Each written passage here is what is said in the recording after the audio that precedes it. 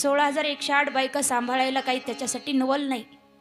हे सर्व चराचर ही सृष्टी चालवणारा तो आहे, त्याची बराबरी करायची नाही. आपली एक बायको आपल्याला सुखानं जगू देत नाही, पण देवाची बराबरी करतात. देवाच्या कथेला येऊन चांगल्या गोष्टी घेऊन जात नाहीत, तर काहीतरी वाईट गोष्टी, की देवानं चोरी केली तर आम्ही केली तर काय होतं, देवाने एवढ्या बायका केल्या मग आम्ही 2 केल्या तर काय होतं, असा काही विचार करतात. तर ठीक आहे, तुम्ही म्हणताना देवानं चोरी केली आम्ही केली तर काय होतं म्हणतात, काही लोक म्हणत असतात.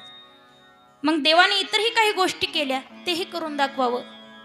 देवाने गोवर्धन पर्वत उचलला 7 कोसाचा, तेही करंगळीच्या नकावर 7 दिवस गोवर्धन उचलून धरला.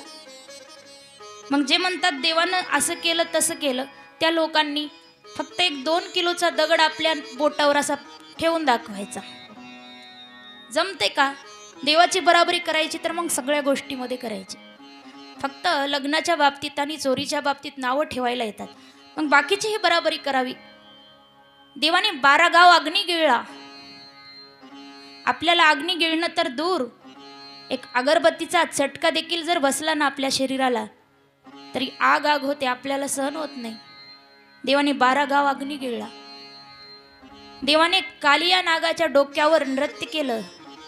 त्याचे 100 फणे होते कालिया नागाचे, तर त्याच्या डोक्यावर फण्यावर उभं राहून नृत्य केलं भगवंतानी. नाचले परमात्मा, नागाच्या डोक्यावर नाचले. आपली हिंमत आहे का नाग हातात तरी घ्यायची? अहो, सापाचं पिल्लू जरी निघालं तरी लोक बाहेर पळतात. एकदा आमच्या कथेमध्ये सापाचं पिल्लू निघालतं, सगळा मंडप उठून बाहेर पळाला. सगळेच काय झालं म्हणून आम्ही घाबरलो. जे छोट्याशा सापाच्या पिल्ल्याला घाबरतात, मोठा नाग तर कधी हातामध्ये धरता येईल का हो? देवाची बराबरी करायला निघतात.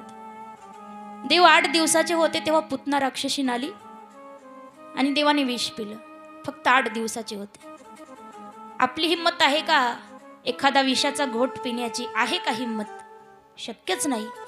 तरीही देवाची बराबरी, की देवानं चोरी केली, देवानं एवढ्या बायका केल्या.